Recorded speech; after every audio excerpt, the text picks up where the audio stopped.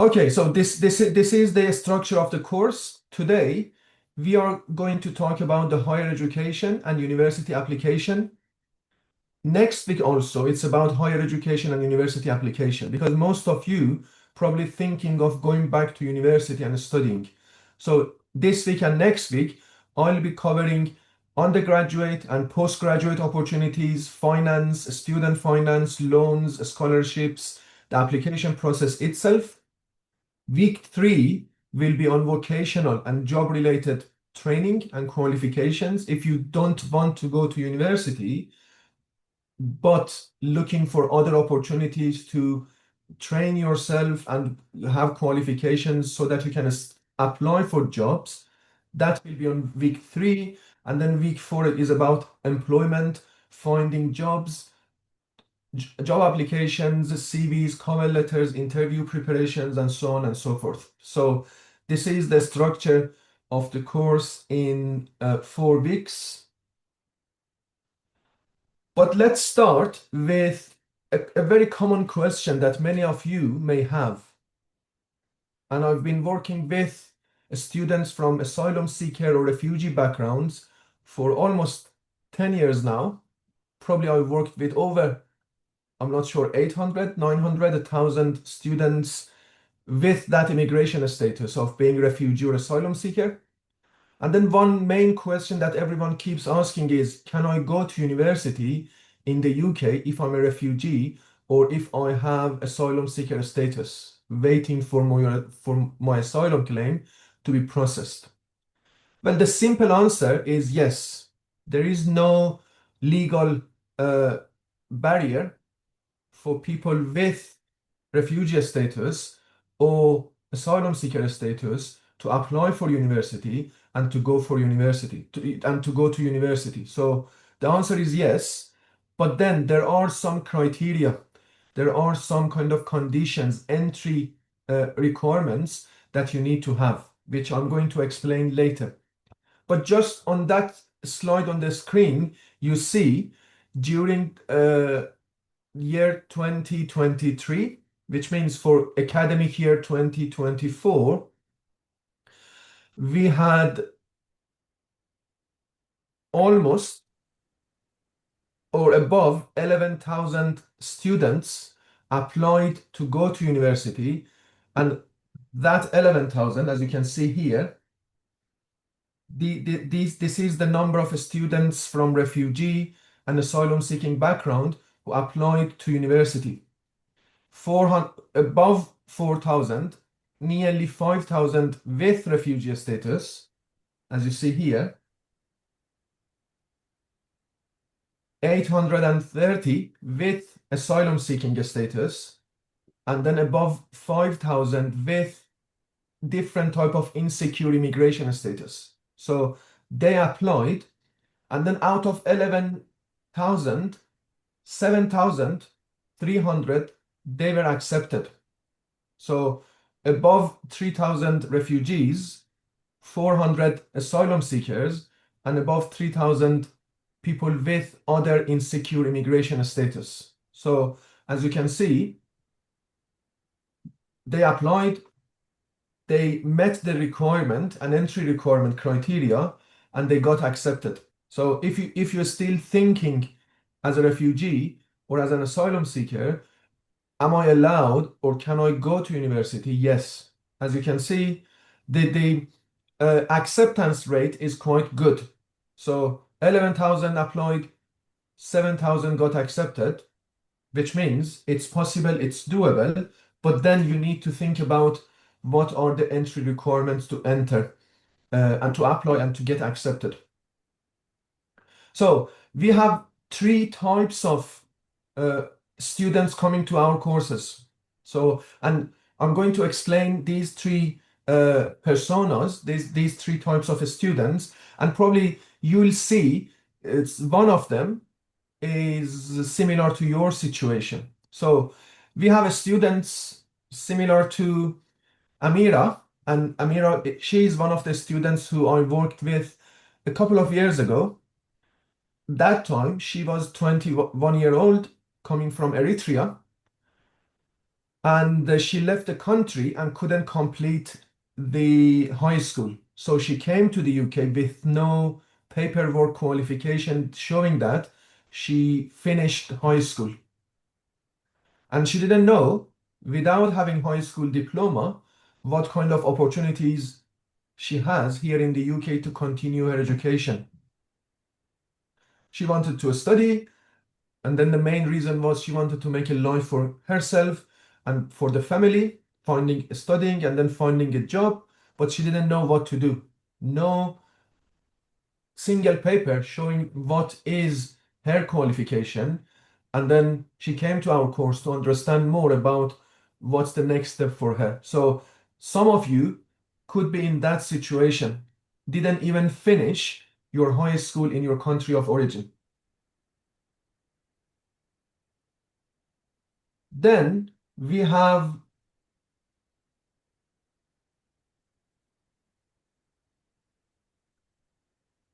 I also worked with Hassan, and when he came to our course, he was 35 from Afghanistan, and he had a university degree in engineering from Afghanistan. He wanted to start working as an engineer, but he didn't know what requirements, what qualifications, what kind of training he needs if he want to apply for an engineering job in the UK. Does he need to go to university and study again, or he can use the qualification and work experience from Afghanistan to apply for jobs here? So again, he didn't know what is the next step for him. And some of you may already have a degree from your country of origin or anywhere else, a teaching degree, a nursing degree, a health degree, an engineering degree, and so on from any country in the world, but you don't know how to use it here in the UK. So again, there will be some advice and information for you if that's the case.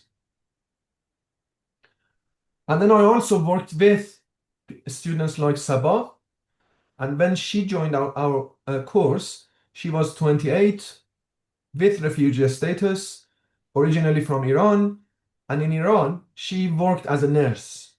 So she had a degree as well as the work experience, but then she didn't know how to start working as a nurse here in the UK, because for some jobs, you need some extra qualification. So if you're a nurse or if you're a doctor from a different country, coming to the UK, you need to go through some extra training and qualifications to be able to enter NHS and work there.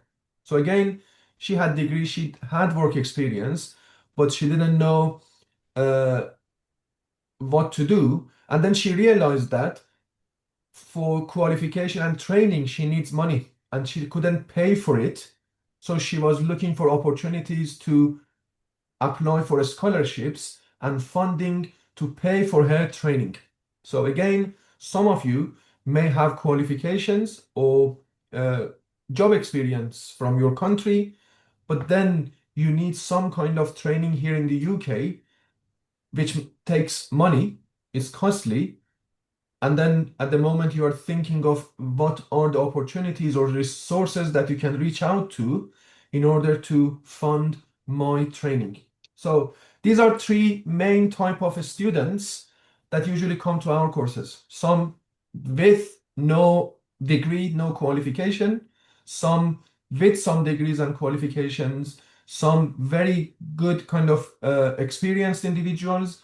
All of them, they are not sure or they are not aware of the options that they have to continue their education, their career here in the UK. And then the aim of the course is to give you information to make you aware of the opportunities that you have so that you can decide for yourself. So my job, our job is not to tell you what to do.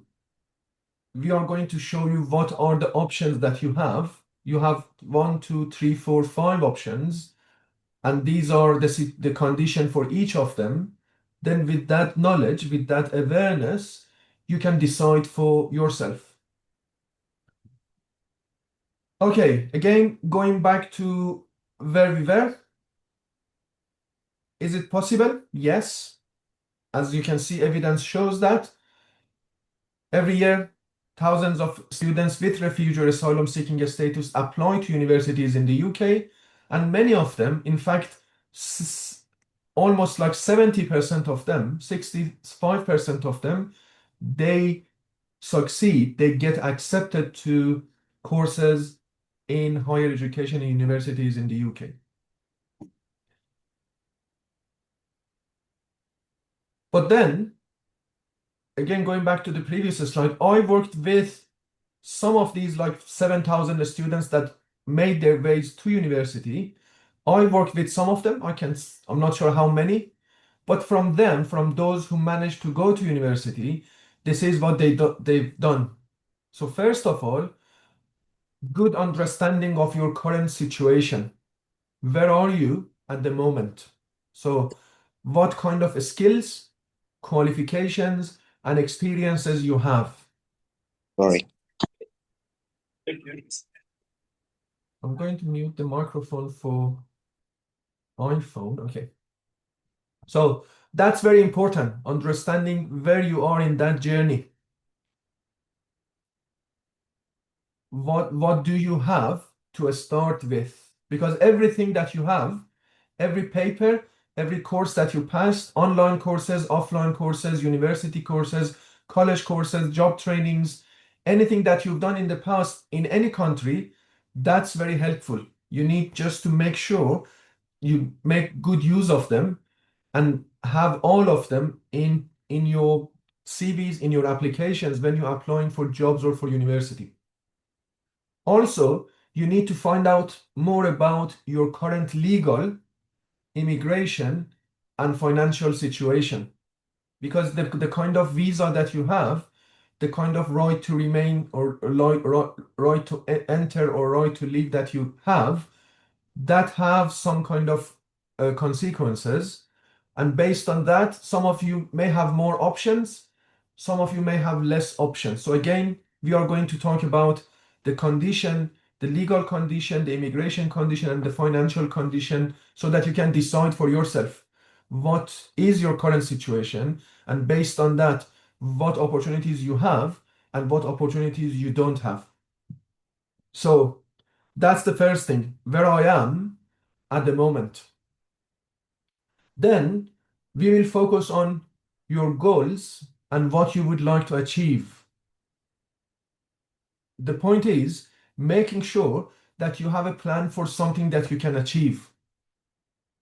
Because everyone wants to have a good job, everyone wants to be doctor or nurse or engineer or lawyer and so on and so forth.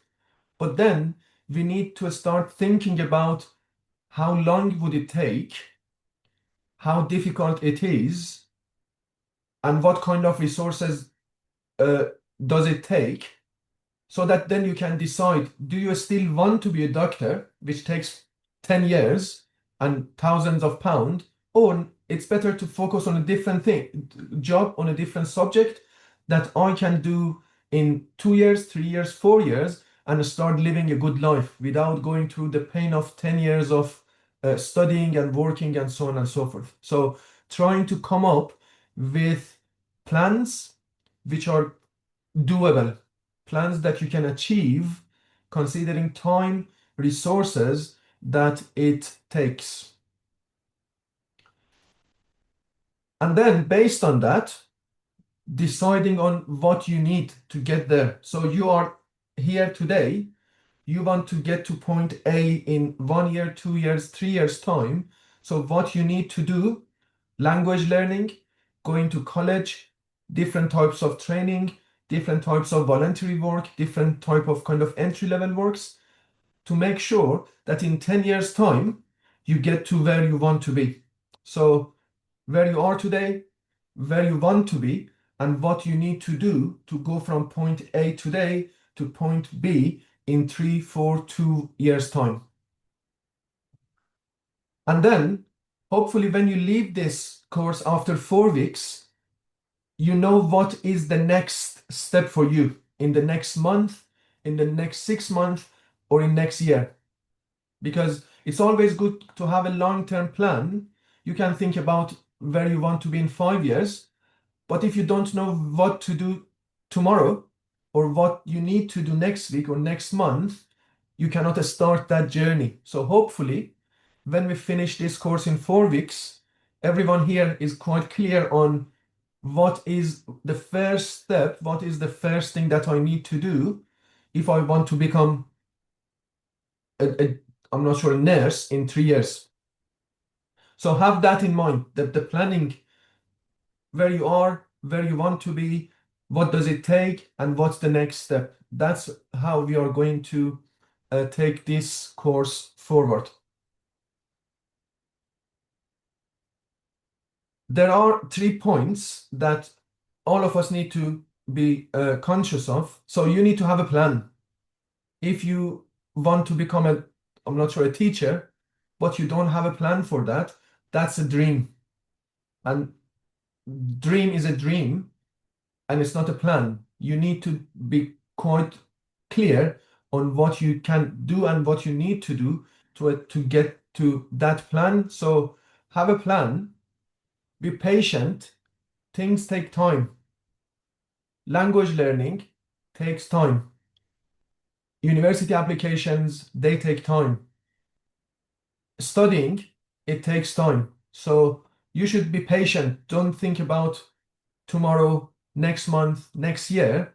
Think about long term. You're going to live in this country for 20, 30, 40, 50 years. You're quite young, most of you. So think long term and be patient. You need to invest for a couple of years, and then after that, you start seeing the results.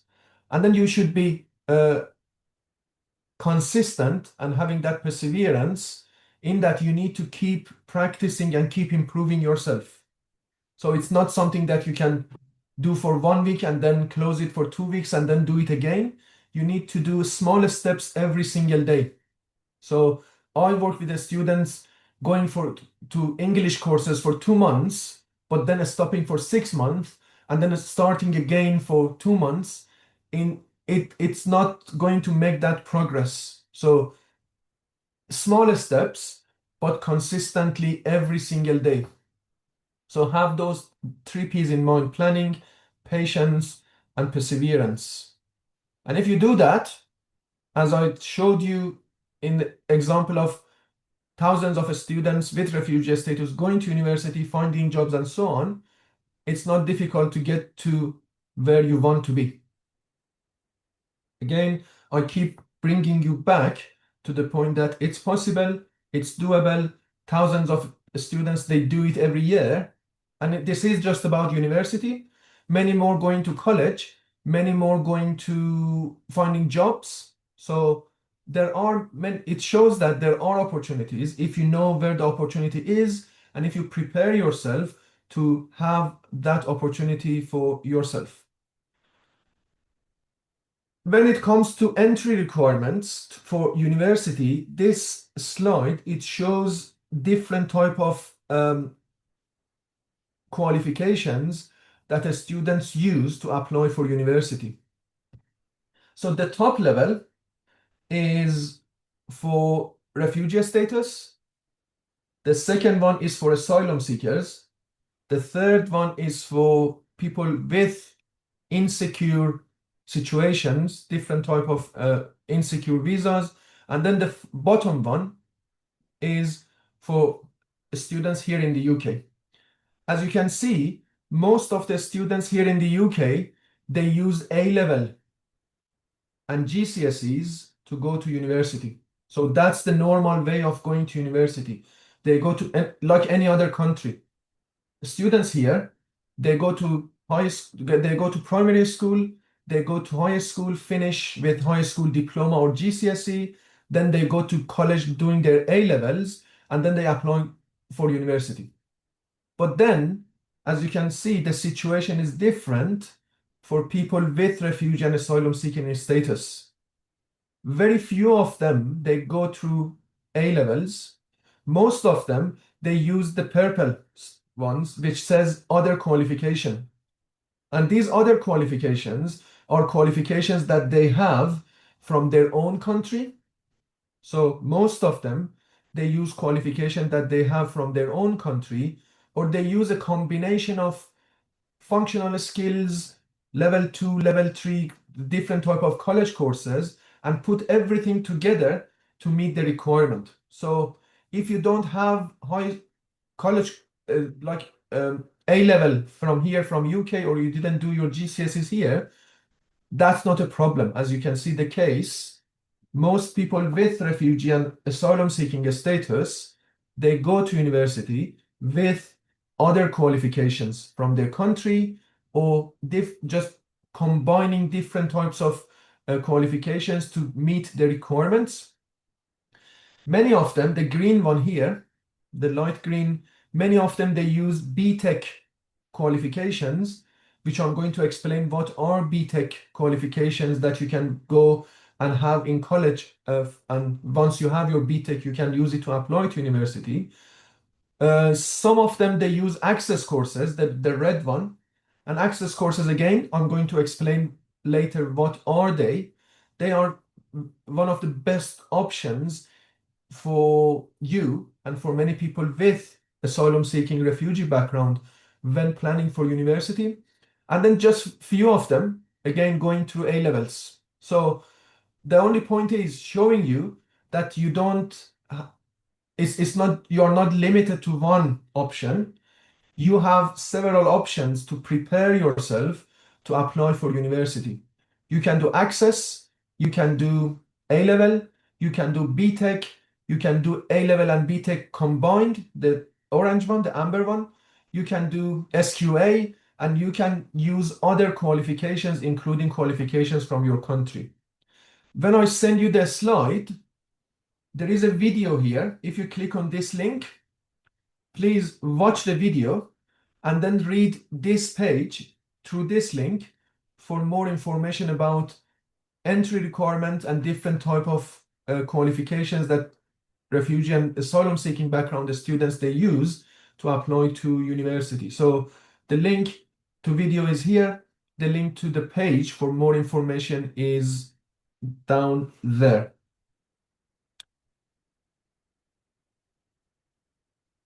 Okay, the next slide is about the financial situation. So one thing that you need to know is university here in the UK is not free of charge. So even for home students, they need to pay. International students, they pay. Home students, they pay. The home fee, so people here, they pay less compared to international students. For instance, if a course is £15,000 for internationals, for UK students, it could be like 50% of that. It could be 6, 7, 8,000 pounds. So it's cheaper for home students compared to international students. But then after all, it's not free of charge. However, most students here in the UK, the home students, not international students, home students, they use a student finance, a loan that pays for their tuition fee, for university fee, as well as paying for their living expenses, the basic living costs. And then they start paying back the loan once they finish university, once they started work, and once they have an income. So students pay, but most of the time through student finance, a loan from government, because it's not everyone can afford. It's expensive for many families here even in the UK to pay for university costs. But then the question is, as someone with refugee status or with asylum seeker status, am I eligible to apply for a student finance or not? Can I get a student finance or not? And then this table, it shows you the answer to that question. So first of all, the rules are different across the different countries here. So England, in some cases, is different with Wales and Northern Ireland, and it's different with Scotland in some cases. So depending on where you are, you can find the answer to your question in that table. But generally speaking, if you are a refugee in England, Wales, Northern Ireland, and Scotland, so anywhere in United Kingdom, you are a home student and you are eligible to apply and you are entitled to apply for student finance. So that's the question, that's the answer to that question. If you have refugee status, it doesn't matter whether you have it for 2 years, 1 year, yesterday, 2 weeks. As soon as you have your refugee status, as you can see here, you have permission to work, you are a home student, and you can apply for a student finance in all the 4 countries. For asylum seekers, unfortunately, the answer is no. As long as you are waiting for your asylum claim to be processed, in most cases, you are not you don't have permission to work. There are some people who apply for it and you have it after a year, but generally speaking, as once waiting for your asylum claim, you don't have permission to work. You will be considered as international student and you cannot apply for student finance. So have these 2 in mind. Refugee status, yes, work and student finance. Asylum status, no, work and then no entitlement to a student finance. If you have more questions, I'm happy to take questions later. But again, when I send you the slide, you have a link to this video. It's a video about 1 hour. It's a very good presentation about applying for a different type of finance for refugees and asylum seekers. And then there are many questions answered in that video. So if you have more questions, probably you will find the answer to your question in this video. But then it doesn't mean if you are an asylum seeker, again, you cannot go to university. There are other opportunities to apply for and pay for your university costs. So here on the slide, you can see if you have refugee status or humanitarian protection, you are entitled to a student loan. Again, if you click on the link here, it takes you to the page where you can find more information about, I'm going just to show you, clicking on that page will take you here. And in here in this page, you can find all the information that you need about student finance, student loans, application process, and so on and so forth. I'll explain them later as well. But just to show you how these links work, and they give you more information about each of those items. But if you are still waiting for your asylum claim to be processed, or as they call it, asylum seeker, then you have one option called sanctuary scholarships.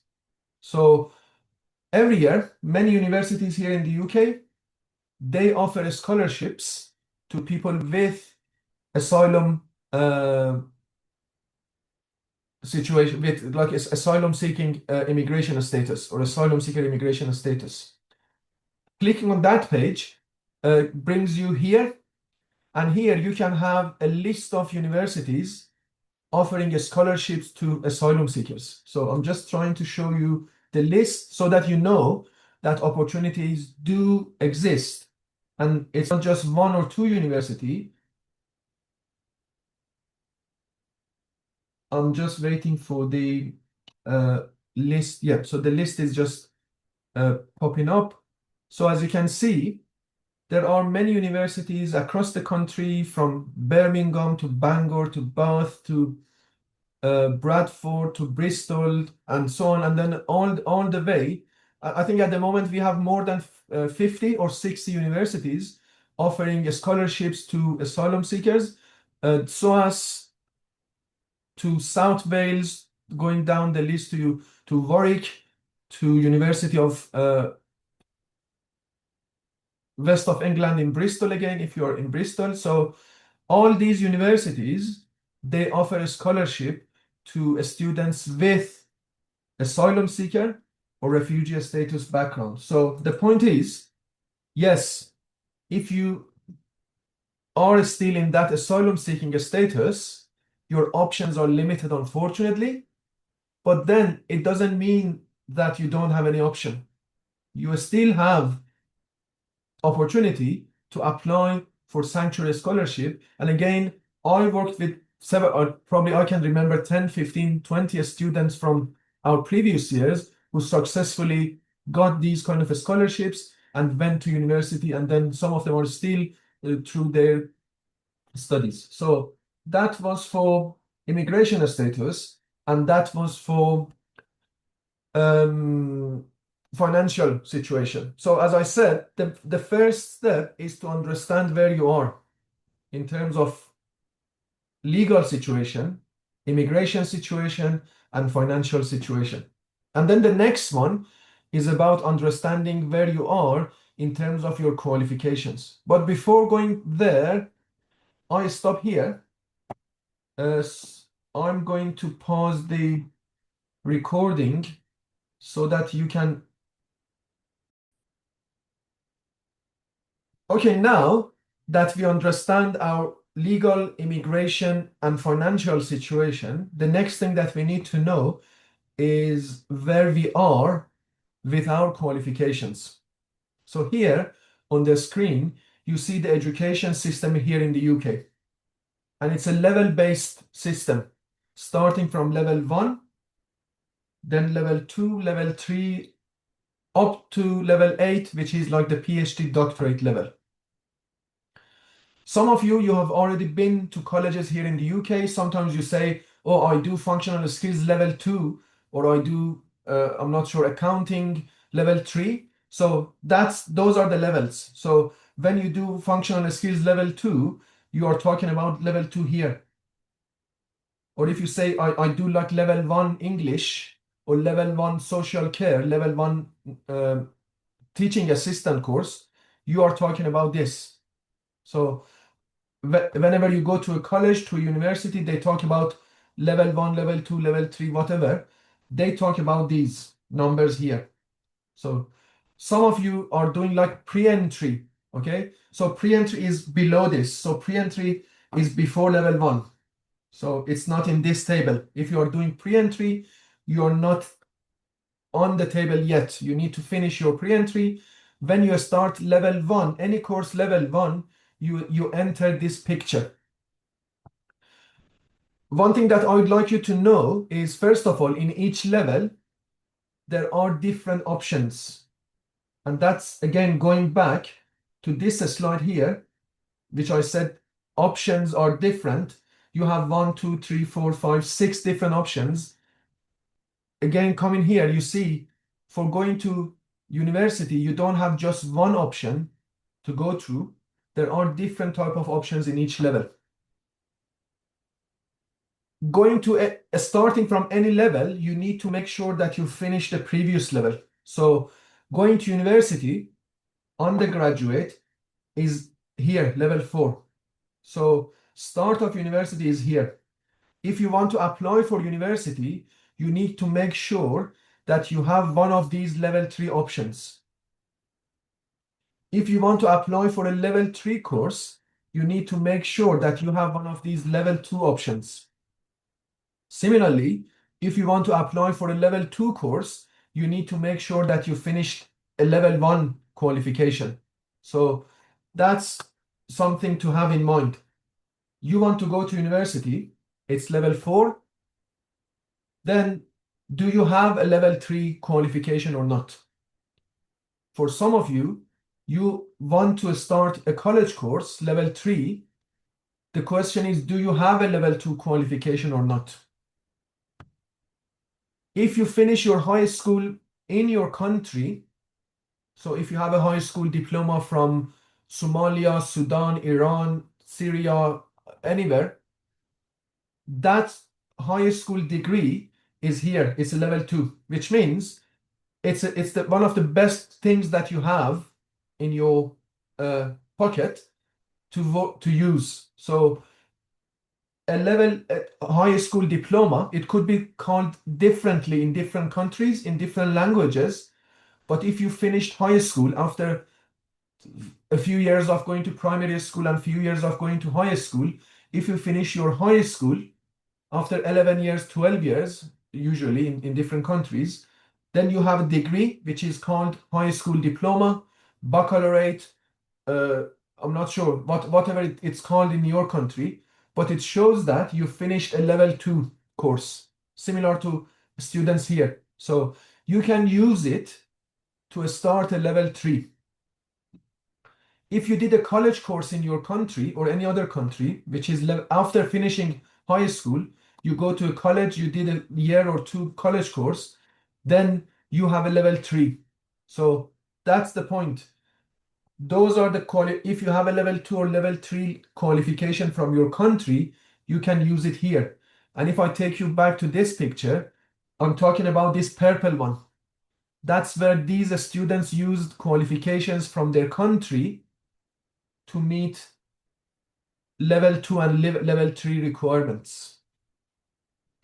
But then, if you don't have a level, you have a level 2 from your country, you finished high school, but you don't have a level 3 to apply for university, which is level 4, then you have different type of options. You can study A levels, you can study access courses, you can study T levels, you can study BTECs, and so on and so forth. So again, you don't have only one option, you have several options. Then you need to decide which one is the best one for you, because they are different in terms of the time, in terms of the money and the support that you will have for each of them, and in terms of the options that you will have later when you apply for university. But I'll explain each of them one by one, but have this big picture in mind. Try to see, like as Amir, am I here on 2, or here on 3, or here on 4? Because when you realize where you are, then you can start planning for going to the next level. There could be some people here, or if you watch online, some of you may already have university degrees from your country of origin or any other country, including UK. So then, if you have a bachelor degree in accounting from South Africa or anywhere else, or Iraq or any other country, then you are end of level 6, and you can apply for level 7, which is postgraduate master's degree. So if that's the case, then you are here in level 6, you can continue to level 7 with degrees from any other country. Later, I'm going to explain each of these 1, 2, 3 routes separately and one by one, and what are the options and what are the differences. But for now, try to see, when I send you the slides, try to see where you are on this table and on this ladder, on these grades. When you have the slide, then you can click on this link here, link to the booklet. Just click on that. It takes you to a booklet here in which you can find more information about different degrees from different countries. So like here you have information about Albania, most of, not all, for instance, like Afghanistan is not in this list because it's from 2015.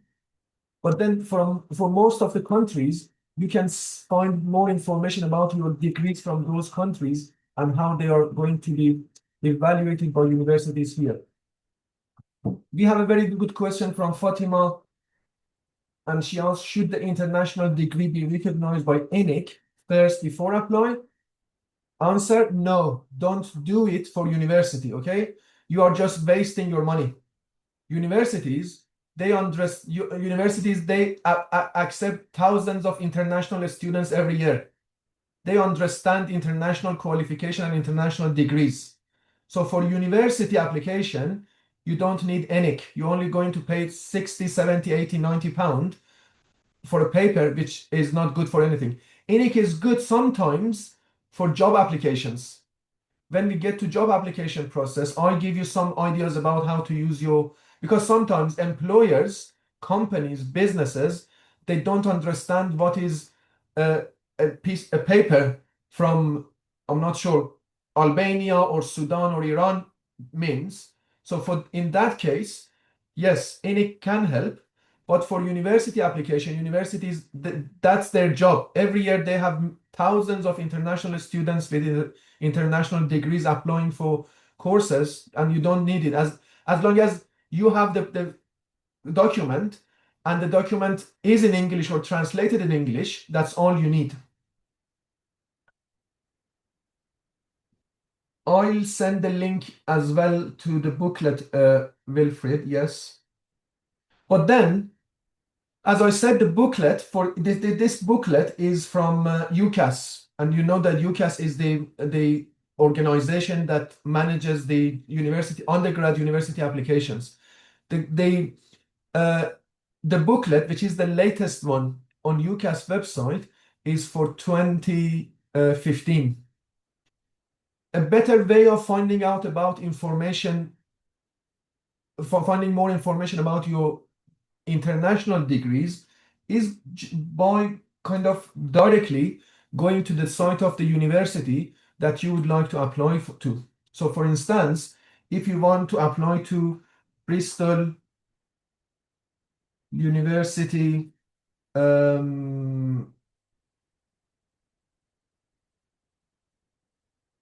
country specific information.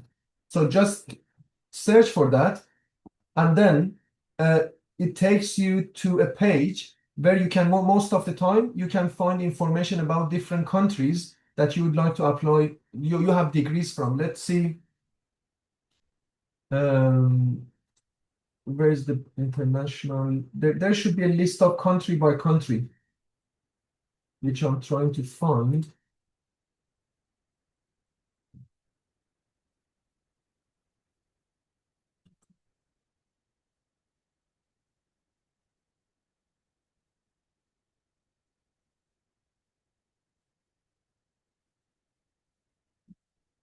Let's try the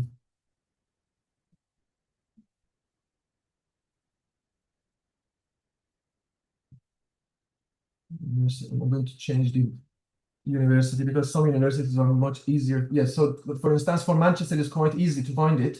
For some universities, you need to search, but then you can do it for any university. So just try the name of the university and then country specific information, and then find your country.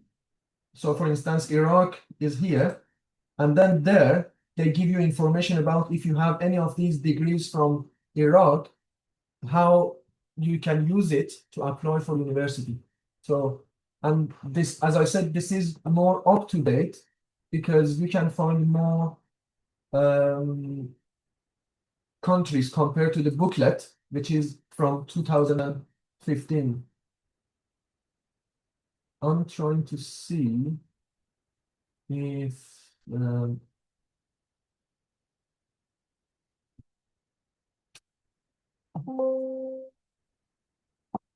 for instance, many universities, they don't yet have information like for a specific to Afghanistan, but then some of them, they added information for Afghanistan recently as well. But that's the point.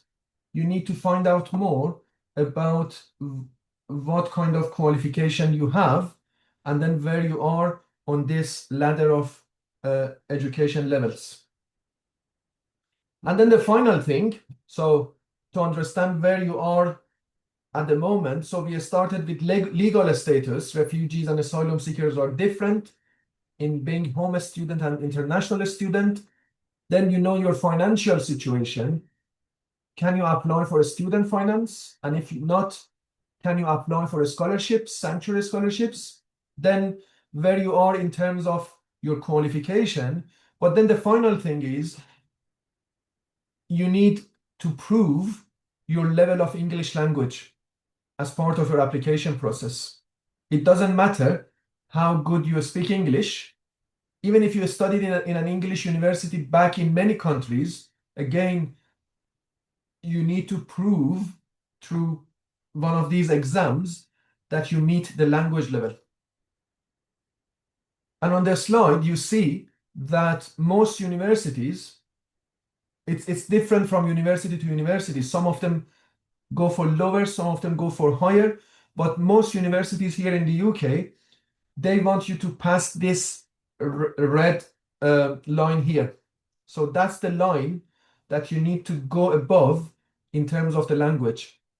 And again, when it comes to language, for undergraduate, for postgraduate is different, but for undergraduate, you don't have only one option. So it's not just about doing IELTS. Almost every university or most universities here in the UK, they accept some other qualifications or language exams, such as ESOL functional skills that many of you do in your local college. And I've worked with hundreds of students who went to university, starting their undergrad without IELTS, but with level 2 functional skills or level 2 ESOL.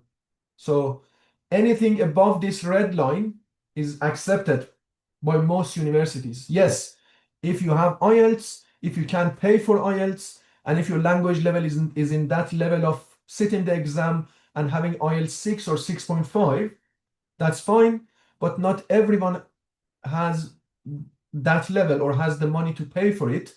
And it's easier to go through college, do ESOL, do functional skills, then you can do it. Or most universities, they accept anything above this. So anything in this region, is it language cert, Cambridge, SQA, ESOL, and so on and so forth, as long as it's above 6, they accept it.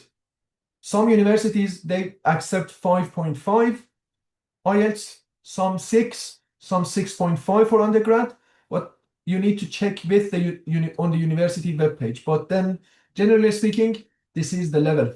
So that's the final thing that you need to know. Where I am on this language situation, am I above it, which means you can start applying, or you are below that line? And if you are below that line, if you are not there yet, then you again have different options. Many of you, I'm sure, that doing entry 1, entry 2, level entry 3 courses at the moment, which is excellent because you are on your way to level 1 and level 2.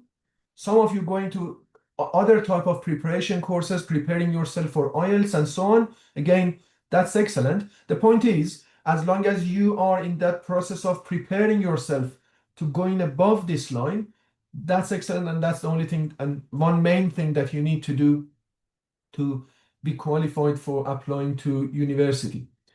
Let me see what is the next. Okay, so the next slide here, I show that these are the two main things. So we talked about finance, we talked about immigration. These are the two things, a qualification and then a language degree. If you combine them together, then you can apply for university. And then that was the case of all these 7,300 individuals did the same. They looked into their immigration status. They looked into the financial opportunity and situation that they have. They prepared all the documents needed for showing their qualification. Also, they provided a document showing their language level. And that's all you need to do to be qualified to go to university, or to at least to apply to a university. Then whether you are accepted or not, it depends on the university that you apply to, because at the end it's about competition. But if you meet all these criteria and you have all the requirements, you will find at least one university who gives you the offer. So it's not that difficult to find a university who are prepared to have you as a student. Any questions? So I'm going to stop recording again. So time to ask your questions if you have any. Sure. I have a question, sorry. Oh, please, Alfred. Thank you. Sorry, Alfred, go on. Yes, thank you for Your explanation is very useful. So, what I want to know is, could you please explain a bit more about um, the situation when universities say, I don't know if the universities or UCAS, when they say we need offer from university or from that school, and what's the offer, and what type of offer, what kind of offer, I don't know, and offer, what is it exactly?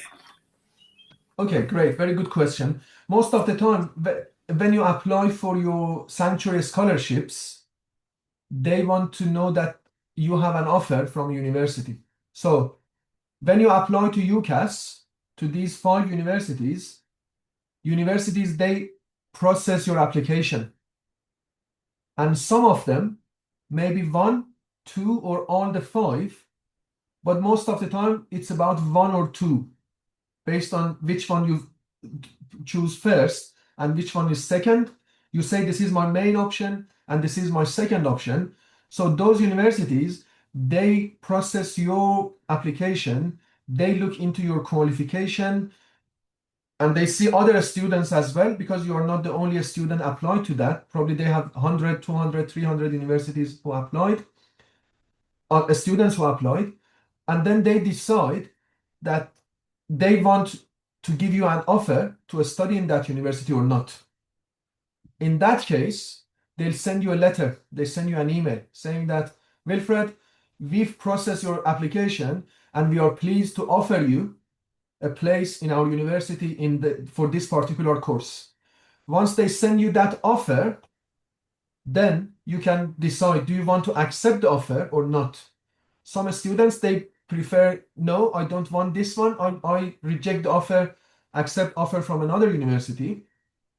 Some continue with that offer, but the offer means university process your application and they are happy with your application and they offer you a place to study that course in that university in that particular academic year. Once you have the offer, then you can continue and apply for student finance, or you can apply for sanctuary scholarship.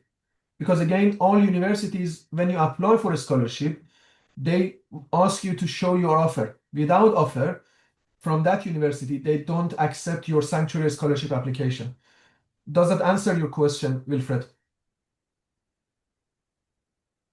Yes, yes. So you mean you need the first thing to apply for scholarship, sanctuary, you need offer first. Yes, absolutely. And that's a very good point. And that's why I started with the application first and then a scholarship. So don't be worried about a scholarship at the moment. Okay, Scholarship, the first thing that you need to have is one offer from that university. okay, So if you are thinking about a scholarship from University of Bristol, yeah, first you need to apply on UCAS for a okay, course in University of Bristol. They process your application, and if Bristol is happy, they yeah, send you an offer, which means you are accepted, you have been accepted. Then yeah, you can use that offer to continue your application for a scholarship. So a scholarship time is not now. This yeah. is the UCAS application and UCAS application time. Once you have the offer, then you have time to apply for a scholarship. Okay. So is it possible to accept more than one offer? No, unfortunately, no, because when you go on UCAS, because universities, they need to know how many students want to come to university. Okay, So you have a panel on the UCAS yeah, which shows you, okay, this is the first offer, this is the second offer. You can choose which one, but you cannot choose more than one. okay. Thank you. Um, I have a question. Do you hear me? I do hear you. So let me know your name, my friend. My name is Fitsum Abraham from Ethiopia. I'm living. My question is, I am professionally a vet back home. So Mhm. you please provide some routes to specific fields like veterinary medicine, because those fields require specific passes to come and work or study here in the UK. So would you provide some specific uh, insights about specific fields like veterinary medicine? Yes, I can do it for you. And as you rightly mentioned, as I said in the beginning, there are some jobs here that even if you have a degree from any other country, and it's not just about Ethiopia, if you are a doctor, veterinary doctor, medical doctor, dentist, pharmacist, nurse from US or Canada, coming to the UK, you need to go through some kind of requalification, retraining to have your work license. That's something, and most of the time it's time taking, and it could be quite expensive in some cases as well. What I would suggest, I can give you more information on that, but what I would suggest is you send me an email, and this is my email address here. When I send you the slide, and then I'm going to send my email address here in the chat box.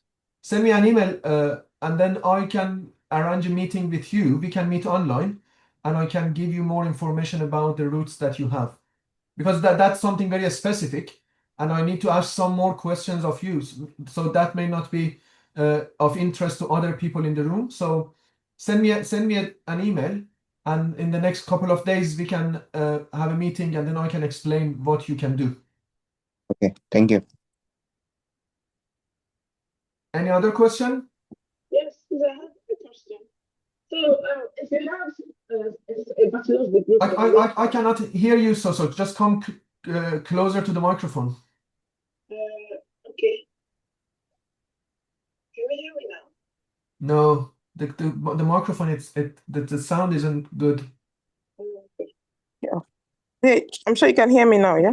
Yes, it's much better now. Okay, so I just disconnected. So my question is, if to say for example, you have a bachelor's degree from your country, and you want to apply for masters in the Yeah. UK, but then you don't want to continue in your field. You want to switch to another field. Like I was doing for last year, I wanted to do for last year. So I Yeah. have a bachelor's degree in psychology. I wanted to switch to mental health nursing. Mhm. So the universities that I saw, one of the criteria, no, not like the criteria. I wanted to get like an idea of what mental health nursing looks like. So I was trying to apply for a level 3 access to higher education in mental health nursing or in nursing. So I get the idea of what nursing is, because my first degree is not nursing. My first degree is psychology. But then it didn't work. They said I have to go and get that I have to get a GCSE first before I can get a level 3 access to higher education in nursing. So, but is it because from your explanation now, access to nursing generally is before university? But in my case, I'm done with that stage, and I'm done with university. So is it still recommended to still go back, just because I want to get the idea to still go back to access to nursing, or is it possible to just proceed with my psychology degree into MSc mental health nursing? Do you think it's Yeah, possible? very good question, and very, very kind of tricky question, and it could be different from case to case.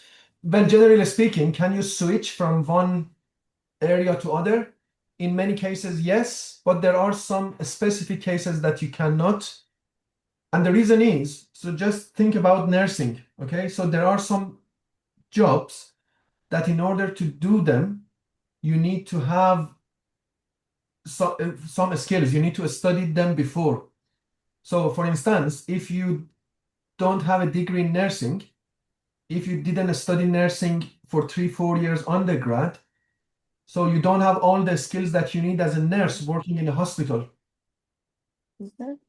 That's the main issue here for many. So for instance, if you don't have an undergrad degree in mechanical engineering, you don't have the skills to do a postgrad degree in mechanical engineering, because you need those skills to establish and build on, and you cannot start from scratch in a postgrad degree, because postgraduate here in the UK is just 1 year, which means 2 semesters, which means 12 weeks and like 100 or 150 hours of teaching. So in that 150 hours of teaching, someone cannot become a nurse. They need to study for like 3 years of nursing before. And that's the reason why it's not easy to continue or to switch from a non-nursing background to nursing qualifications. I have a question for you. So have you spoken with anyone in the university? Yeah, can you hear me? Yes. Yes, I because I was gonna do it from Croydon College. I was gonna do the access from Croydon College. So No, I applied for it, Croydon College in London here. I no, applied what I for would suggest, don't go through the college, okay? In these okay. places, the best place to start with is university.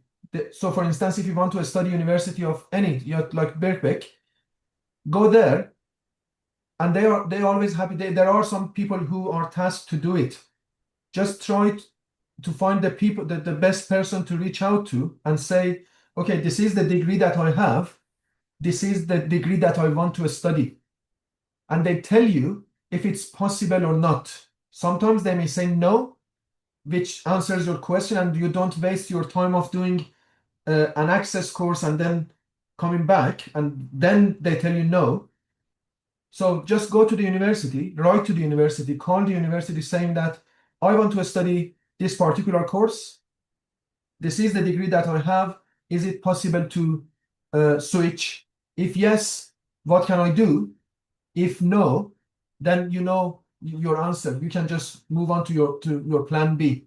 But I cannot see how an access course can be used to study postgraduate, because access is just like basic teaching about English and math. It's like high school level teaching.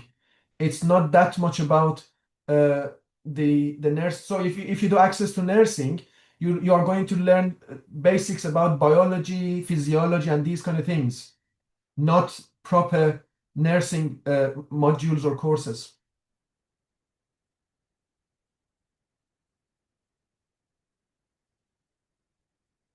Does that answer your question, Soso?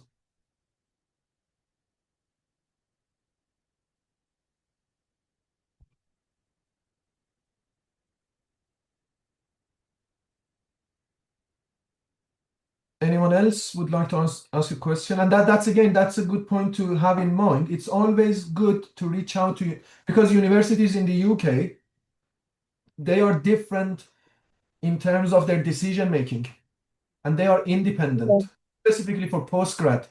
So you may go to one Okay. university and they say no, but the next university just next door, they may say yes. Don't take everything like on its face value. Universities are different in terms of their kind of process and workaround. And I worked with many students, they were told no from university A, but then next day university B said yes. I even worked with the students, they applied to university, the person A said no, but then when we wrote to person B, they said yes. So always try to reach out to the universities themselves and find the best answer from their point of view. Okay, so the university I was trying to apply for, they said I can switch. They said because from the requirements on their website, it says for mental health nursing, I just need a degree in psychology or in they said in a related field, in either nursing or a related field, and they put in brackets psychology, sociology, but something related to still mental health kind of. But then they also requested GCSE as part of it. So just for me, I just wanted to just get the idea of nursing. That's why I wanted to apply through the access, because I just wanted to get like an idea, personal knowledge about nursing. What But it kind wasn't of the school. so what kind of GCSE they wanted? They wanted GCSE English, 4 Okay. 4 point something like that, and then they wanted working experience to 500 hours of working experience in that field, which So I didn't have. do you have work experience? No, because they're not. I'm not getting. I'm not. I mean, nobody's employing us, kind of. Yeah.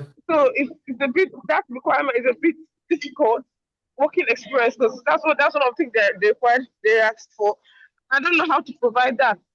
For me, the access was just for my own personal use, because I just wanted to just learn about the nursing thing and get at least an idea about it, like just for my personal knowledge. It wasn't the school that requested it, but then what the school is requesting for, I don't know if I can provide it, because 500 hours of working experience, I'm not sure how. I'm not sure how I should do that. Again, I can't, again, the best person to answer is the university themselves. So you can just reach out to them. When you go to the page that you just mentioned, I'm sure there is a contact detail for someone who can answer Okay. more questions. So just explain the case, because for me, I can't see any reason that you need to do a GCSE English, because you already studied undergrad.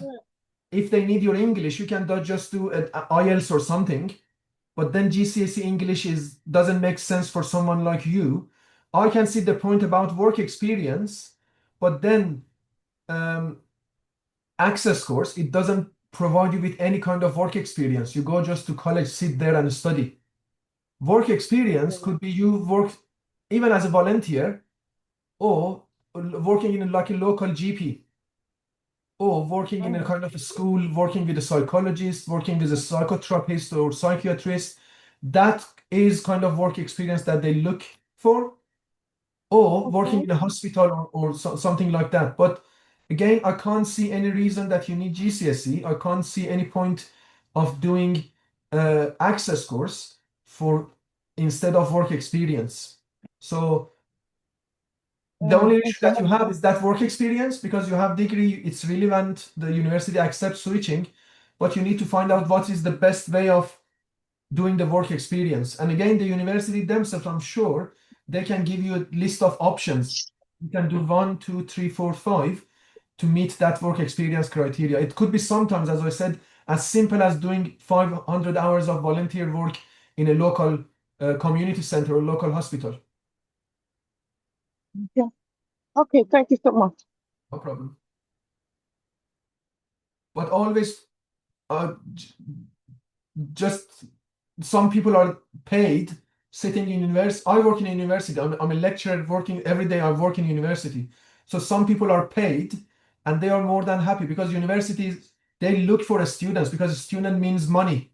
So even if you pay from your pocket, or if you pay from loan, or if you pay from a scholarship, universities, you are like customers. They are always sitting there ready for you to ask questions and answer your questions. So always look at the university as kind of a store that you want to buy something. You are the customer, and they are more than happy for you to reach out and ask questions. So reach out to the universities. It could be simple. They may give you some very straightforward solutions to the problem that you have. So don't waste time by searching here and there. Just directly go to the person who can give you the best answer. Anyone else? Yeah, I have also one more question. Yeah, please. Can we have, or can we find some supportive organizations which can help us with funding our IELTS exam costs? Well, there is a very famous one. I'll send you later a list of these organizations in one of these slides. But when it comes to loans and financial support, the RefuAid is almost the only one. And probably most of you already know about RefuAid. I'm just putting the name here. You can just Google them. And then they pay up to like £10,000 loan to people to pay through. And again, they're very good opportunity for you, because they usually pay this loan to GPs or to nurses or to dentists or pharmacists and so on, to pay for their requalification. So RefuAid is the one who helps with financial. If you are thinking of IELTS, an IELTS exam, and paying for the IELTS fees, breaking barriers, they have IELTS preparation, and then they have kind of free, they pay for some IELTS exams. If you have offer from a university, they pay for the IELTS, the cost of IELTS test itself. But unfortunately, not many opportunities, but these are the good ones. Refuate for loans and breaking barriers for IELTS preparation, OET exams if you need to do like occupational English test for nurses or GPs or pharmacists. They have some resources to help with. And again, as I said, there will be end of next session next week. I'll take you through the list of all the organizations that are available, and you can reach out to depending on what you need and what kind of support you need. Thank you. Any question? Okay, great. In that case, I'm going to end the meeting for today. We have our next session, which is the second session on university applications and language preparations and so on and so forth. Next week, same time. I send you the slide deck for today, and Corinne, she will share the link to the video if you want to go and watch the video again. You have my email address. Anything you need beyond that, feel free, send me an email, give me a couple of days, and I always come back to you with more information. And if you need to meet, I'm always happy to meet with you online if you need it. Any question? Enjoy the rest of your day, and I'll see you next week. Thank you, teacher. I appreciate it. Lovely to see you today. Thank you. Bye. Yes.